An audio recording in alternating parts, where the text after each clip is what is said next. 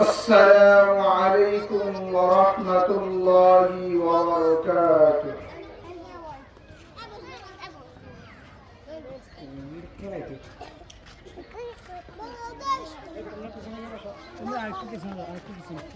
الحمد لله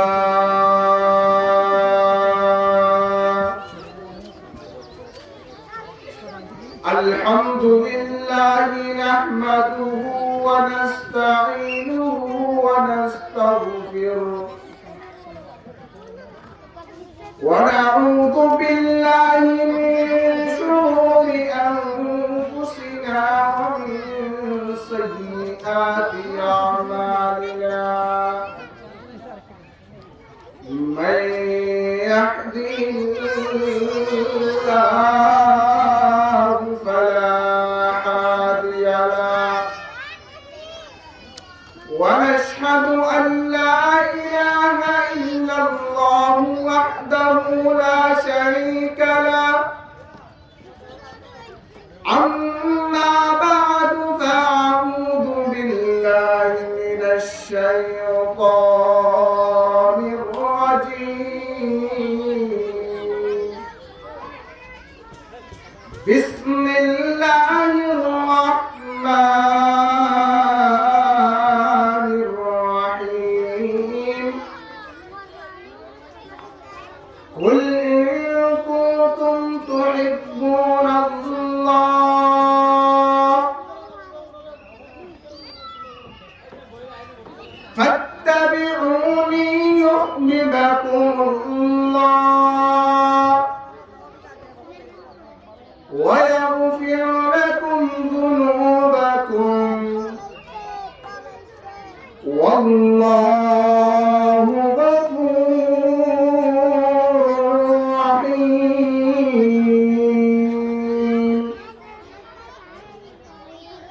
وقال رسول الله صلى الله عليه وسلم الجنة تحت أقدام الأمهات. وقال رسول الله صلى الله عليه وسلم من أحب سنتي فقد أحبني ومن أحبني كان معي في الجنة أو كما قال عليه الصلاة والسلام.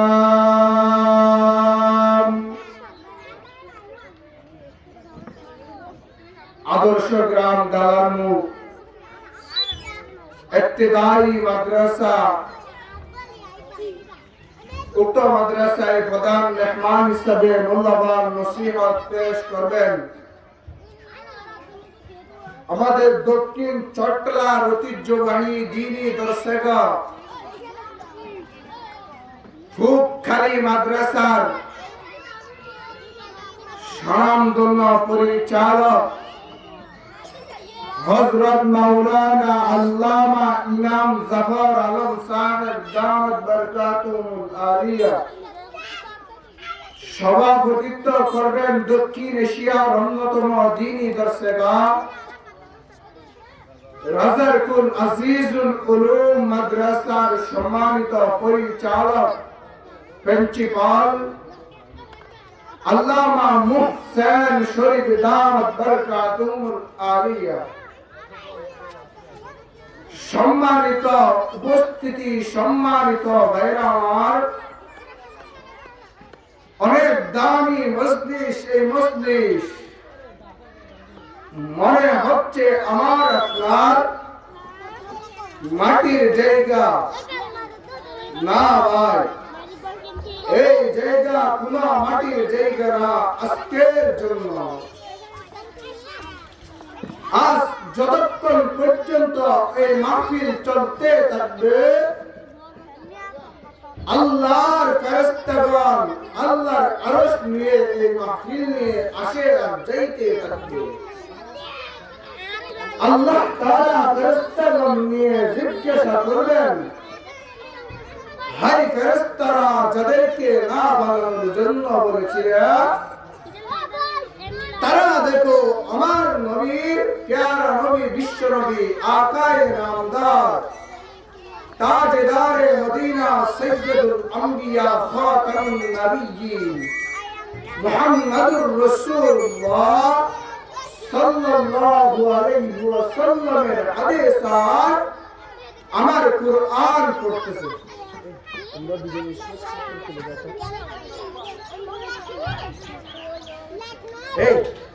এই তোমরা উঠে যাও, তোমরা কে লোকে যাও, সবাই চলো যাও। আল্লাহ মুসলমান ভাইরা আমার কথাগুলো দিল দিয়ে বুঝবেন। আল্লাহ তাআলা কুরআনে মাজিদ में इरशाद फरमान, कुल इन कुंतुम तुहिब्बूनल्लाह, हे नबी अपनी बोले देन, फत्तबिऊनी युहब्बिबकुमुल्लाह, তুমি নবীর অনুসরণ করতে বলো, আমি হাবিবের গোলামি করতে বলো, ওয়াগফির লাকুম যুনুবাকুম ওয়াল্লাহু গফুরুর রহিম। এই দুইটা যদি কাজ যদি তারা যদি করে তাদের কি লাভ? তাও আল্লাহ বলেন, ও মুসলমান ভাইরা আমার নবীর সুন্নাত পুরাকে যদি আটকে ধরতে পারে, আমি আল্লাহকে যদি তারা যদি ভালোবাসতে পারে, তাদের কি লাভ পাবে তোমরা জানো? আমি আল্লাহ তাদেরকে ক্ষমা করে দেব। যতক্ষণ পর্যন্ত জান্নাতে যাবে না ততক্ষণ পর্যন্ত আমি তাদের জিম্মাদারি নিয়ে নেব। মুসলমান ভাইরা আমার কথাগুলো দিল দিয়ে বুঝবেন। আল্লাহ তাআলা যদি আমাকে যদি জান্নাতে যাওয়ার যদি সার্টিফিকেটটা দিয়ে দেয়, মালিকের কাছে আর কি চাওয়ার আছে ভাই? ও নাফরমান, আল্লাহ প্রতিদিন কত মাসমারে এসে ডাক দেয়, আই বান্দারা কার কি চাওয়া আছে আমার কাছে চা, আমি তোদেরকে দেখার জন্য সাদসমান পাড়ি দিয়ে কত মাসমারে ডাক দি, আমার নাম হলো গফফার। আই বান্দারা আমার নবীর কিছু মর্যাদা শুনেন। কাফেররা রাসূল করিম সাল্লাল্লাহু আলাইহি ওয়াসাল্লামের কাছে এসে যখন বলতেন, ইয়া রাসূলুল্লাহ, আপনি যে সত্যকারের নবী,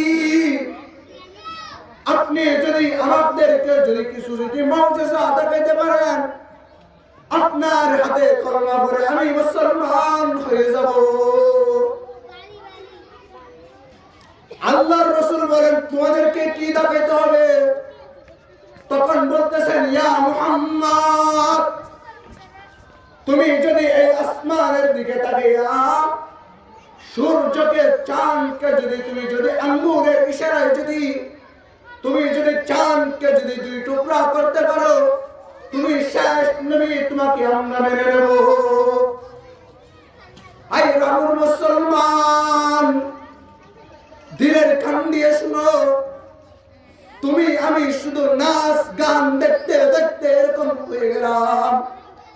শুধু ভালো লাগে টেলিভিশনের গুড়ার মধ্যে গিয়ে যখন টেলিভিশনের মধ্যে নাচ গান দেখো, সুৎকুর আর ঘুষখোরের কথা যখন শুনো, মদকুর আর গাঁজাটির কথা যখন শুনো, তোমার সবগুলা ভালো লাগে। কিন্তু মসজিদে যেতে চাইলে মসজিদে যাওয়ার জন্য বললে তুমি বলো আমার কাপড় তেরা পাক। তোর মতন গদ্দার আর কেউ হতে পারে না এই দুনিয়ার মধ্যে। যে কাপড়টা 5,000 টাকা দিয়ে একটা প্যান্ট কিনে পরলি, প্রস্রাব করে তুই যে পানি না ঢেলে ডিলা না ধরে তুই যে বসে আসলি, মুসলমান যখন আল্লাহু আকবার মসজিদের মধ্যে যখন ধরে চলে, তুই বান্দাকে যখন আরেক বন্ধু যখন ডাকে, তুই বলস তোর কাপড় টানা পাক। তোর মতন ভাইয়া, তোর মতন বেশ্যা আর এই দুনিয়ার মধ্যে আর কেউ হতে পারে না। তুই আমার আল্লাহর সাথে গদ্দারি করে তুই মসজিদের মধ্যে বসে থাকস। তুই যত বড় প্রেসিডেন্ট হবি না কেন, তুই কত বড় রাষ্ট্র হবি না কেন, আমার আল্লাহর সাথে গদ্দারি চলে না। আমার আল্লাহ 4 দিন ছেড়ে দেন না।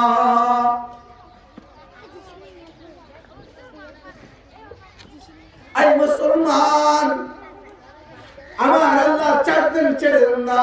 5 আগস্টের কথা কি তোর কি মন থেকে কি চলে গেল? লেডিস ফেরাউন শেখ হাসিনা চেয়েছিল তার জীবনটা বাংলাদেশের মধ্যে থেকে থেকে তার জীবনটা শেষ করে দিবে। আল্লাহ বলেন, আমি তোকে ধরবো, আমি ধরলে ছেড়ে দেব না।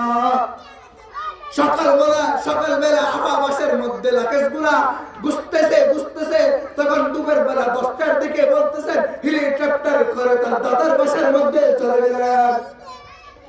আল্লাহ যে ব্যক্তি যাকে পছন্দ করবে সে ব্যক্তির কাছে তুমি জান্নাত আর জাহান্নামের মধ্যে দাখিল হবে।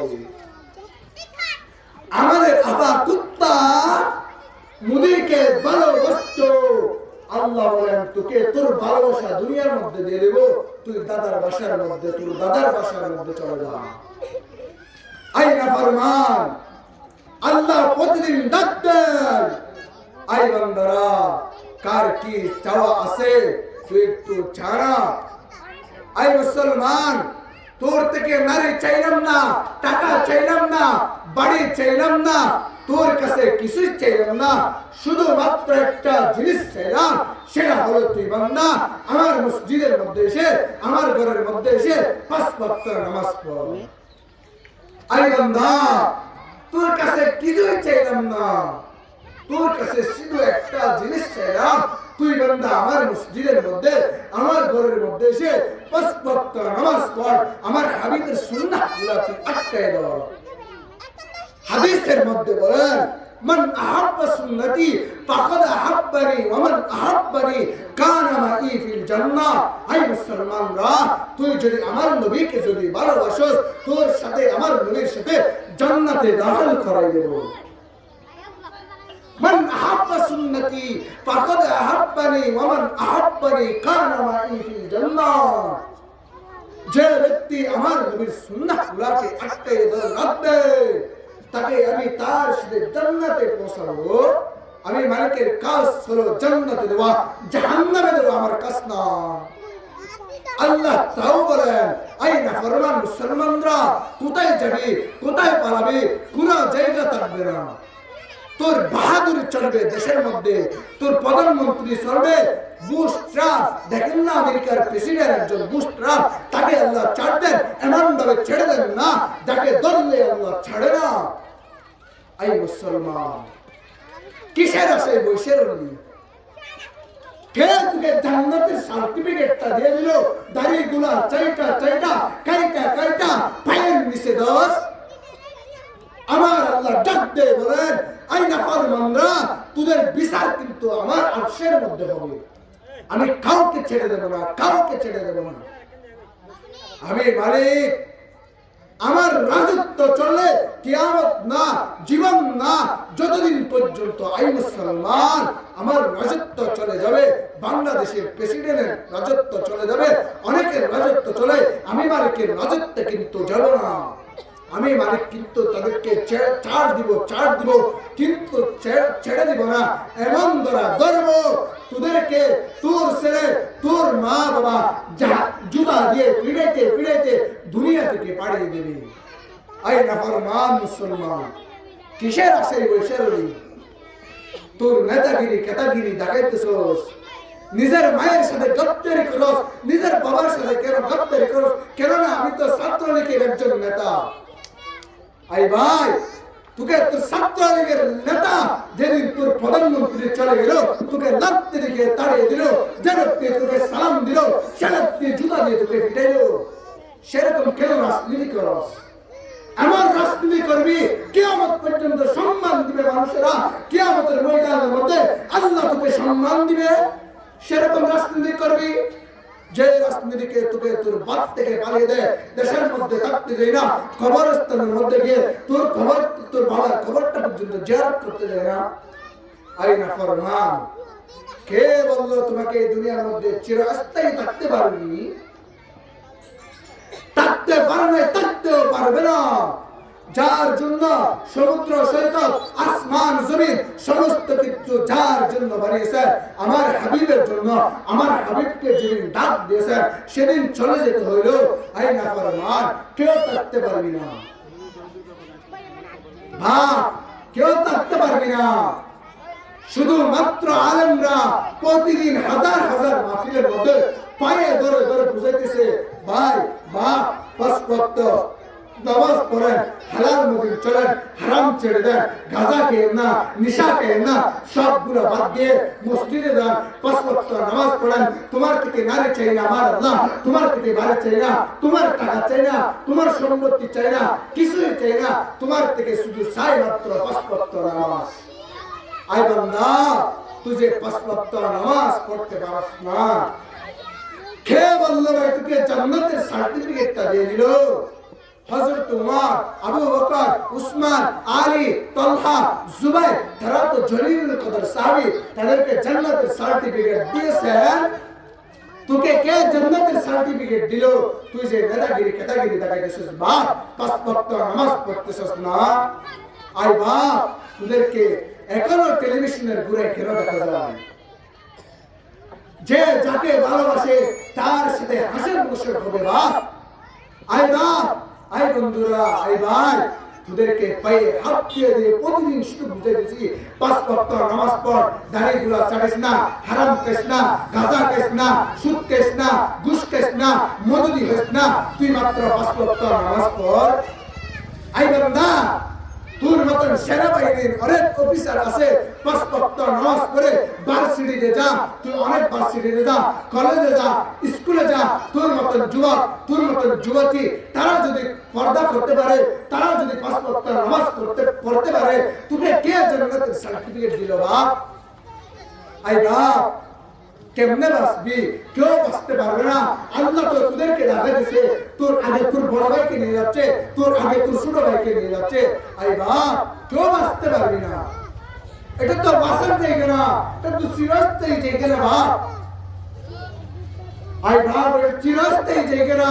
কিছুদিনের জন্য তোমাকে আমাকে পাঠিয়েছেন, কিন্তু আবার চলে যেতে হবে। আই বাপ, যিনি মালিক আরশের মালিক, সে মালিকের কাছে তো চলে যেতে হবে। আই বোন, তোকে কে জান্নাতের সার্টিফিকেট দিয়ে দিল? ব্যাপারটা কেন চলস? আমি তোমাদেরকে বুখারী শরীফের একটা হাদিস শুনিয়ে মা বোনদের জন্য কিছু নসিহত করে দাও।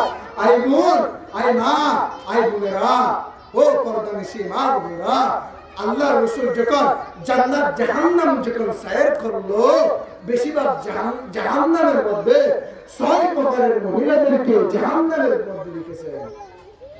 আই বাপ, আই মা, কোথায় যাইবা, কোথায় যাইবা? নিজের মা ছেলেকে পরিচয় দিবে না, আল্লাহকে বলবে, আয় আল্লাহ, দুনিয়ার মধ্যে আমার কোন সন্তান ছিল না, আমি কাউকে বিবাহ করি না, আমার কোন সন্তান নাই, আমার কোন মা নাই, আমার কোন বাবা নাই, আমার কিচ্ছুই নাই, আমি মাত্র একজন নিজের নফস নিয়ে হাই হাই হাই নফস, হাই নফস, নিজেকে কেমনে বাঁচাবো এটা নিয়ে ঘুরতে থাকবে। আরে বাপ, একটা পাত্র খবরের মধ্যে ঢুকে গেল, কেমনে এখনো টেলিভিশনের সামনে দেখা যায়, কেমনে দাঁড়িয়ে ঘোড়া কাইটা তুমি ফেলে দাও। আই বাপ, খবরে যে যেতে হবে, তোমার কি একটু জানা নাই? পাঁচ ওয়াক্ত নামাজ কেন পড়ো না, একটু আমাকে বলো না। তুমি যে রুমের মধ্যে জেনা করতেছো ওই রুমের মধ্যে যদি অক্সিজেন যদি আমার মালিক যদি না দেয় সেই সময় যদি তুমি যদি মারা যাও জাহান্নামে চলে যেতে হবে। আমার মালিক কেমন মালিক জানো ভাই? ভাই আবার তখন ওই কানের মধ্যে অক্সিজেনটা ঢুকে দিচ্ছে, সেই সময় আমার মালিক অক্সিজেনটা ঢুকে দিচ্ছে। আল্লাহ আল্লাহ প্রতিদিন ডাক দিতেছেন, আই বান্দারা কার কি জরুরত আছে তোমরা আমার কাছে চাও, আমি দেওয়ার জন্য প্রস্তুত। আমার কাছে একটু চাও না তোমরা? কিসের আছে তুমি পয়সা রইলা? তুমি যখন মারা যাবা তোমার নামটার মধ্যে একটা লাগাই দিবে মরহুম। কেউ রাখবে না, তোমার মাও বলবে ও যুবকরা তোমরা আমার ছেলেকে গরম থাকা অবস্থায় তোমরা দাফনের কাপড়ের ব্যবস্থা করো, কবরে নিয়ে যাও। এই দুনিয়া বড় স্বার্থপর, যে দুনিয়ার জন্য তুমি মারা যাচ্ছ সে দুনিয়া তোমাকে লাথি দিয়ে কবরে দিয়ে দিবে। যে বসে বাঁধতেছো 7-8 তলা বিল্ডিং করে তোমার বাথরুমটা লক্ষ লক্ষ টাকা খরচ করে যে বাথরুমের মধ্যে তুমি গোসল করতেছো সেই বাথরুমে পর্যন্ত তোমাকে ঢুকাই দেওয়া, মৃত্যুর পর পরে তোমার লাশটা উড়ানের মধ্যে ব্রান্ডের মধ্যে এনে তোমার লাশটা গোসল দিয়ে দিবে। গোসল দেওয়ার পরে সবাই বলবে কার জরুরত আছে চাওয়া, তোমরা চেয়ে নাও। আমাদের জানাজার টাইমটা ঠিক হয়ে গেছো, আমরা জানাজা করার জন্য নিয়ে যাবো। আইবা তোমার মুর্দা পর্যন্ত বাসার মধ্যে ঢুকতে দিবে না। কে বললো তোমাকে জাহান্নাম থেকে বাঁচাবে? আমি আমার মা বোনদের জন্য একটা নসিহত করে দেওয়া, বুখারী শরীফে একটা হাদিস বলছি। عن أبي هريرة رضي الله تعالى عنه قال قالت فجاءت بالغامدة فقال يا رسول الله إني قد سمعت فطحني وإنه ربها। রাসূলুল্লাহ সাল্লাল্লাহু আলাইহি ওয়াসাল্লামের দরবারের মধ্যে এক মহিলা, পুত্র মহিলা এসে বলতেছেন ইয়া রাসূলুল্লাহ আমি একজন জিনাকারী মহিলা, আমি আপনার কাছে তওবা করার জন্য আসলাম। রাসূল করিম সাল্লাল্লাহু আলাইহি ওয়াসাল্লাম রাগান্বিত হয়ে বলেন ওয়া ইন্নাহু রাব্বাহা, ও মহিলা তুমি এখান থেকে চলে যাও। ওই মহিলাটা চলে যখন গেল এর পরের দিন আবার এসে গেল। রাসূলুল্লাহ সাল্লাল্লাহু আলাইহি ওয়াসাল্লামকে বলতেছেন ইয়া হাবিব আমি একজন জিনাকারী মহিলা, আমি আপনার কাছে তওবা করার জন্য আসছি। ও মহিলা তুমি কিসের জন্য তওবা করার জন্য আসছো আমাকে একটু পুরো বলো। তখন বলতেছেন ইয়া রাসূলুল্লাহ আমি গবিদা গোত্রের এক মহিলা,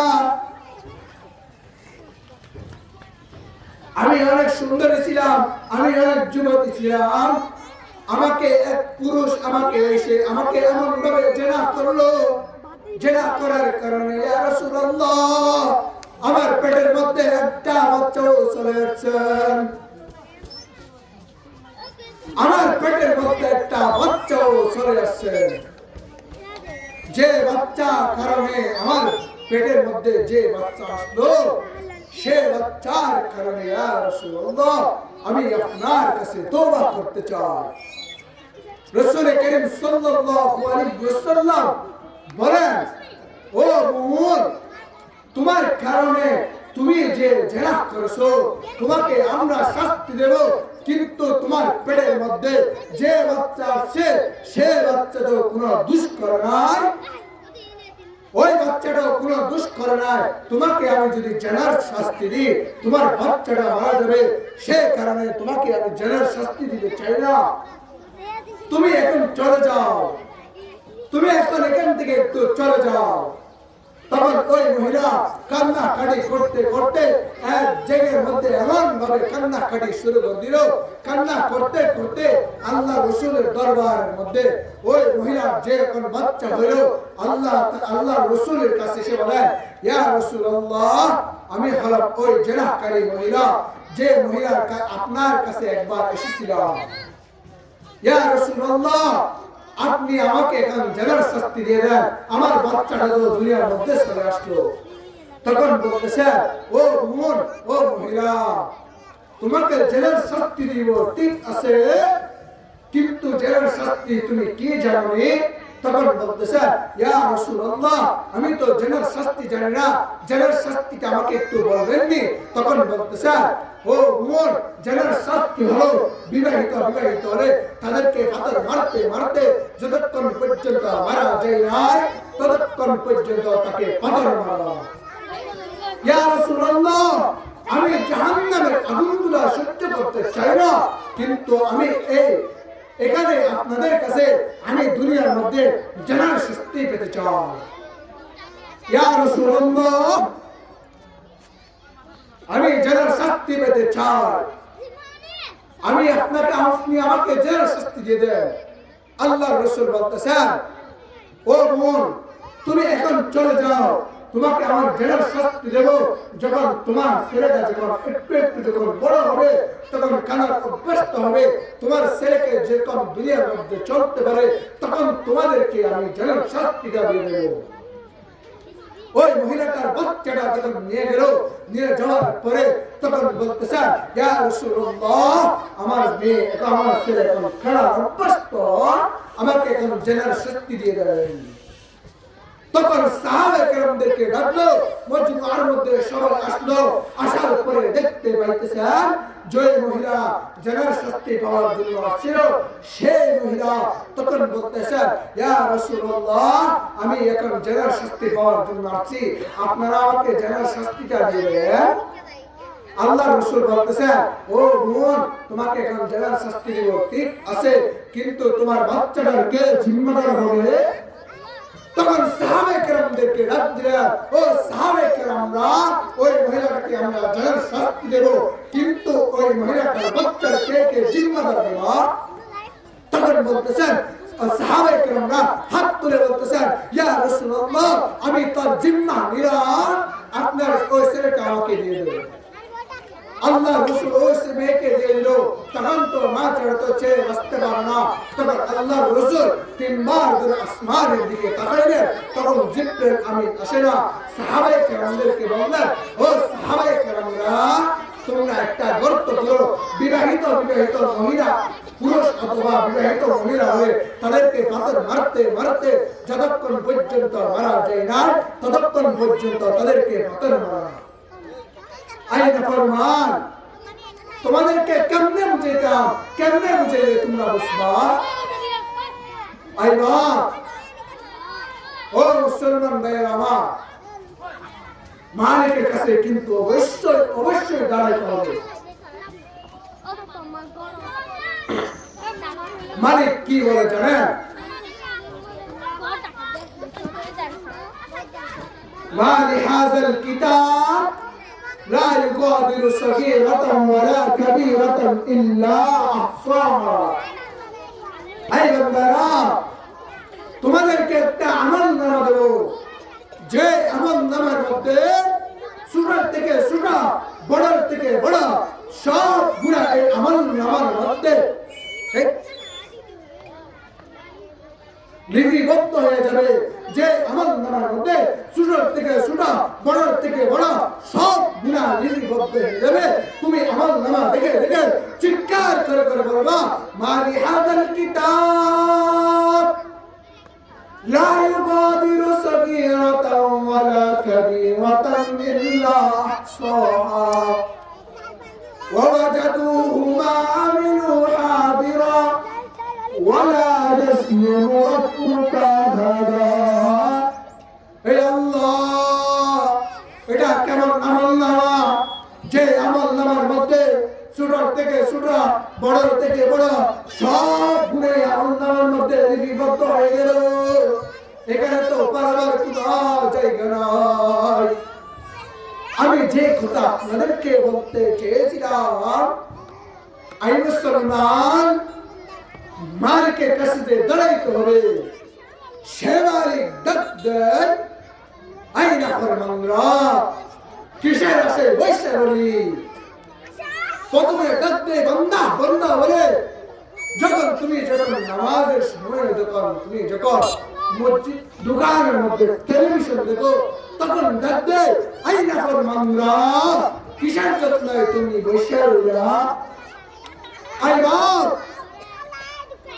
কি জবাব দিবা মালিকের কাছে গিয়া আই যুবক তুমি মনে করতেছো তোমার রাজনীতিকের কারণে তোমার এলাকাবাসী কাবায় তোমার রাজনীতিকের কারণে পুরো কক্সবাজার বাসীকে কাবায় না রে যুবক তোমার রাজনীতিকের কারণে শুধু দেশ আর দুনিয়া কাঁপে না তোমার এলাকা কাঁপে কিন্তু তুমি যখন সিজদার মধ্যে গিয়ে যখন বলো সুবহান রাব্বিয়াল আলা তুমি যখন আমার মালিককে যখন পবিত্র বলো আমার মালিক ডাক দেয় হে বান্দা তোর জীবনের সমস্ত গুনাহ মাফ করে দিলাম শুধু তাই না তোর সিজদার কারণে আমার আরশটা তত্তর করে কাঁপতে থাকে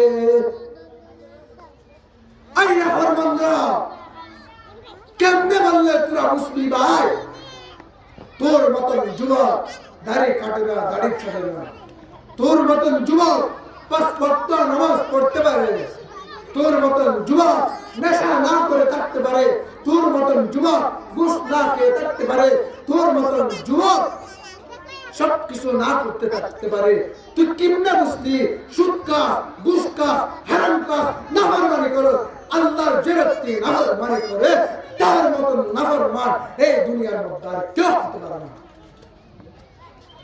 আই বোন ওই মহিলা যে মহিলাটা আল্লাহর রাসূলের দরবারের মধ্যে সে বলেছিলেন ইয়া রাসূলুল্লাহ আপনি আমাদেরকে মাফ করে দেন ওই মহিলাটাকে জেলের শাস্তি দিয়ে দিল তখন ওইটা গর্তের ভিতরে ওই মহিলাটাকে এতটুক ঢুকার পর ওই মহিলাটাকে ওই মহিলাটাকে গর্ত করার পরে পাথর মারতে মারতে তখন ওই মহিলাটা মৃত্যুর পর্যায়ে যখন চলে আসলো তখন বলতেছেন ইয়া রাসূলুল্লাহ আপনি না বলেছিলেন যে ব্যক্তি মৃত্যুর সময় কলমা পড়ে মৃত্যু হতে পারে সে ব্যক্তিকে আপনি মাফ করে দেন ইয়া রাসূলুল্লাহ আমার তো এখন মৃত্যু হয়ে যাবে আপনি আমাকে একটু কলমাটা পড়াই দেন না আপনি আমাকে কলমাটা পড়াই দেন না কলমা পড়ার সাথে সাথে খালিদ ইবনে ওয়ালিদ একজন গরম সাহাবী ছিলেন এমন ভাবে একটা পাথর দিল ওই মহিলাটার ডান পাশে পড়ার পর একটু যখন তার গায়ের মধ্যে যখন রক্ত আসলো তখন ওই খালিদ ইবনে ওয়ালিদ বলেন ওই বেশ্যা মহিলা রাসূল করিম সাল্লাল্লাহু আলাইহি ওয়াসাল্লাম খালিদ ইবনে ওয়ালিদকে শব্দ করে এভাবে ধরে বলতেছেন ওই খালিদ ইবনে ওয়ালিদ কার ব্যাপারে কি বললি তুই জানিস নি ওই মহিলা আনে ওয়ালা উম্মত সবার জন্য যদি একসাথে যদি তওবা করতো একসাথে সমস্ত মুসলমান যারা যদি একসাথে যদি তওবা করতো তার সে 1000 গুণ কবুল হতো ওই মহিলাটার কথা আই মুসলমান সাহাবায়ে কেরামরা আর তোমার আমার মত মুসলমান ছিল তারা গুনাহ করলে কাঁপতে কাঁপতে কাজ শুরু হয়ে যেত কখন তওবা করতে পারবো আই মুসলমান গুনাহ করতেছ ঠিক আছে কিন্তু তুমি তো তওবাই করতে জানো না গুনাহ করো কিন্তু তওবা করতে জানো না আই ভাই আই বাপ জাহান্নামের আগুন বড় শক্ত আযাব দুনিয়ার মধ্যে যদি একটু যদি গরম পড়ে তুই বান্দা সহ্য করতে পারছ না জাহান্নামের কেমন আযাব কেমনে সহ্য করবা আই বাপ জাহান্নামীদেরকে কেমন আযাব দিবে জানো এক জোড়া চেন্টার পড়াবে পায়ের মধ্যে যখন চেন্টারটা যখন পড়বে তার মাথার মগজগুলো টকবক টকবক করতে থাকবে আই বাপ আল্লাহ রাসূল যখন জাহান্নাম যখন সাইর করালো 6 প্রকার মহিলাদেরকে জাহান্নামের মধ্যে রেখেছে সে জাহান্নামের মহিলাগুলো কারা একটু মহিলা বোনেরা ও আদর্শ গ্রামের মুসলমান ভাইরা আমার মহিলারা তোমরা একটু দিল দিয়ে কষ্ট করে শুনো যেখানে তখন একটু কষ্ট করে শুনো। 1 নম্বর মহিলা, ওই মহিলা যে মহিলা চুলগুলা উপর দিয়ে অপর পুরুষদেরকে দেখাইলো, তখন ওই মহিলাটা চুলগুলা উপর দিয়ে তখন জাহান্নামের মধ্যে প্রায় করতেছে। জিবরাইল আমিন থেকে জিজ্ঞাসা করলো, ও জিবরাইল আমিন, ওই মহিলাটা কে, ওই মহিলাটা কেন শাস্তি দিচ্ছেন? তখন জিবরাইল আমিন বলেন, ইয়া রাসূলুল্লাহ, ওই মহিলাগুলো হলো ওরা যারা দুনিয়ার মধ্যে চুলগুলা উপর দিয়ে অপর পুরুষদেরকে দেখাইতো, সেজন্য তাদেরকে জাহান্নামের মধ্যে প্রায় করতেছে। 3 নম্বর মহিলা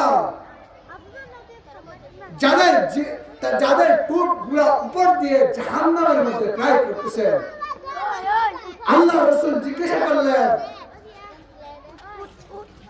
ও জিবরাইল আমিন, ওই মহিলাগুলা কারা যাদেরকে টুটগুলার মধ্যে জাহান্নামের বরকি দিয়ে প্রায় করতেছেন? ওই মহিলাগুলা কারা? জিবরাইল আমিন বলতেছেন, ওরা হলো ওই মহিলা যে মহিলাগুলা লিপস্টিক দিয়া অপর পুরুষদেরকে দেখাইতো, তাদেরকে জাহান্নামের মধ্যে জ্বালাইতেছে। 3 মহিলা কারা? ইয়া রাসূলুল্লাহ, যাদেরকে লজ্জাস্থানের মধ্যে বরকি ঢুকাই দিয়া প্রায় করতেছেন। ও জিবরাইল আমিন, ওরা কারা? তখন জিজ্ঞাসা করলো, তখন বলতেছেন, ইয়া হাবিব, ওরা হলো ওই মহিলা যে মহিলা অপর পুরুষদের কাছে ডিসকাউন্ট করতো, অপর পুরুষদের সাথে জেনা করতো, ওই মহিলাদেরকে বরকি ঢুকাই দিয়া জাহান্নামের মধ্যে প্রায় করতেছে। আই বোন, আই বাপ, কেমনে বাঁচবা, কেমনে বাঁচবা? ও বোনেরা, তোমরা হলো হীরার চেয়ে দামি, তোমাদের চেয়ে দামি এই দুনিয়ার মধ্যে আর কিছু হতে পারে না। একটা পলিথিনের মধ্যে যদি কিছু জিনিস রাখা হয়, ওই জিনিসটা যদি ভিতরের দিকে যদি থাকে, ওই সমস্ত মানুষের আগ্রহ থেকে প্যাকেটটার ভিতরে কি? তোমরা মা বোনরা, তোমরা হীরার চেয়ে দামি, ওই প্যাকেটের চেয়ে তোমরা দামি। তোমরা তো পর্দা কইরা কইরা বাসার মধ্যে থাকবা। তোমাদেরকে কে বলেছে রাস্তাঘাটের মধ্যে বুড়িয়া বুড়িয়া অপর পুরুষদের সাথে ডিসকাউন্ট করবা, অপর পুরুষদেরকে তোমার সৌন্দর্য দেখাবা? সেজন্য তোমাদেরকে জাহান্নামের মধ্যে দেখেছেন। 3 প্রকারের মহিলাদেরকে দেখেছেন। আর 2 প্রকারের মধ্যে 1 প্রকারের হলো বক্তাগণ, যারা ওয়াইজিন। 2 নম্বর হলো যারা মিথ্যা কথা বলতো, নাফরমানি করতো। ও আমার মুসলমান ভাইরা আমার, যাদের জিহ্বাটা একবার বাহির করতেছে আরেকবার কাটতেছে, তখন জিজ্ঞাসা করলো, ও জিবরাইল আমিন, এরা কারা যারা নিজের জিহ্বা গুলোকে কাইটা কাইটা আবার কাটতেছেন, কাটতে কাটতে লম্বা করতেছেন, লম্বা হইতেছেন, কাটতেছেন? তখন বললো, ইয়া রাসূলুল্লাহ, ওরা হলো এরা যারা বক্তব্য, যারা দুনিয়ার মধ্যে মিথ্যা কথা বইরা বইরা মানুষদেরকে থেকে টাকা প্রদান করে করে যারা চলতো, তাদেরকে জাহান্নামের মধ্যে জ্বালাইতেছেন। 4 নম্বর, যারা কারা নিজের জিহ্বা গুলোকে অপর ব্যক্তিরা খাইতেছে। 5 নম্বর, ওই মানুষ যারা পুষ গুলা খাইতেছেন, যারা রক্ত মাখা গুস্ত খাইতেছেন। তখন বলতেছেন, ইয়া হাবিব, ওরা হলো এরা যারা মানুষদের গীবত করতো, অপর পুরুষদের গুলা তাদের গুস্ত গুলা, নিজের গুস্ত গুলা নিজে কুদন কইরা কইরা খাইতেছে। আই মা, আই বোন, কি জবাব দিবা? মালিকের কাছে অবশ্যই অবশ্যই দাঁড়াতে হবে। কালকে আমাদের হাওয়ার এসেছিলেন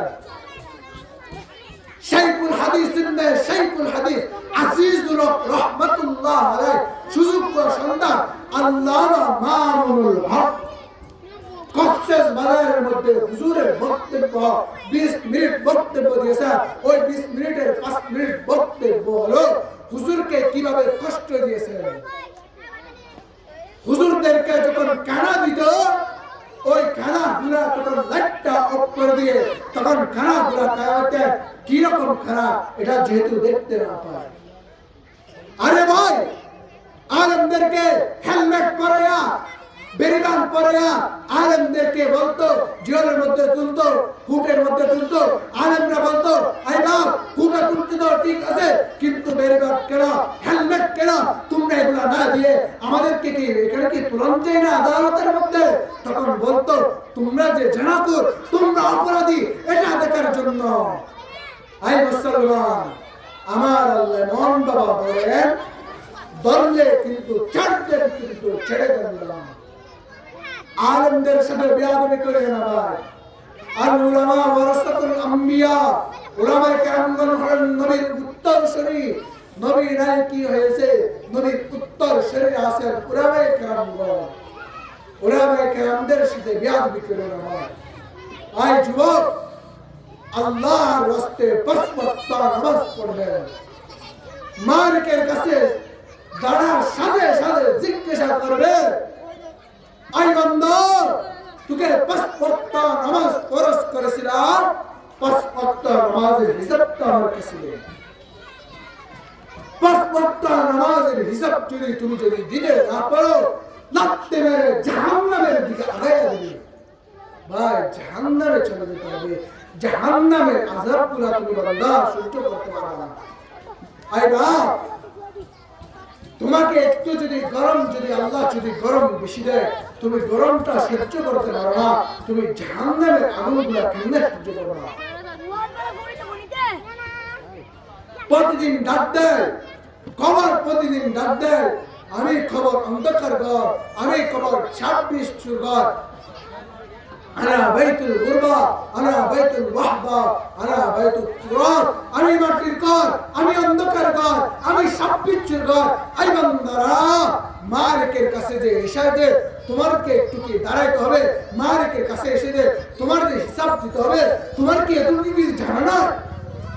আই বান্দারা, আই বাপ, কেমনে তুমি জবাব দিবা? আই বাপ, তুমি যদি যুদ্ধের ময়দানে যদি যাও, তোমার কিন্তু মালিকের কাছে নামাজটা পড়তে হবে। প্রত্যেক মুসলমানদের জন্য, নর নারী যুবক যুবতী সবার জন্য 5 ওয়াক্ত নামাজ ফরজ। মালিকের কাছে কিন্তু 5 ওয়াক্ত নামাজের হিসাবটা দিতে হবে। আই বাপ, কেমনে বুঝাইতাম তোমাদের পায়ে হাত দিয়ে বলি, আই যুবকরা, আই মুরব্বীরা, আই বাপরা, 5 ওয়াক্ত নামাজ পড়ে বাপ। আজ সকাল থেকে রাত পর্যন্ত প্রত্যেক মাহফিলে প্রতিদিন বয়ান করি, প্রতিদিন সর্বপ্রথম আমার মকসদ হলো ভাই 5 ওয়াক্ত নামাজ পড়েন, হালাল মালিক চলে, সুদ খেও না, ঘুষ খেও না, হারাম থেকে বাঁচো, জেনা করিও না। তুমি এই যে শরাব খাও, মদ খাও, জুয়া খেলো, ট্যাবলেট খাও। আই বাপ, কিছুদিন আগে টেকনাফ 0 পয়েন্ট মন্ডল পাড়ার মধ্যে যখন বয়ান করতে গেলাম, তখন এক ব্যক্তি থেকে জিজ্ঞাসা করলাম, ভাই এই যে ইয়াবাগুলো আছে এগুলো কোথায় থেকে আসে? তখন বলতেছেন, ভাই এগুলা ইহুদি খ্রিস্টানরা বাড়ায়, তখন বাংলাদেশের মধ্যে প্রচার করে, যেহেতু মুসলমানদের ছেলেরা পান করে। আমি বলতেছি, ভাই ওরা কি খায়? তখন বলতেছে, পুরো খ্রিস্টানের বাচ্চারা এগুলা মুখেও দেয় না, তাদের চক্রান্ত হলো মুসলমানদেরকে খাওয়ানো। আই বাপ, আল্লাহর কাছে কি জবাব দিলা? মালিকের কাছে যে দাঁড়াইতে হবে, তুমি কি জানো না? মালিকের কাছে অবশ্যই অবশ্যই দাঁড়াইতে হবে।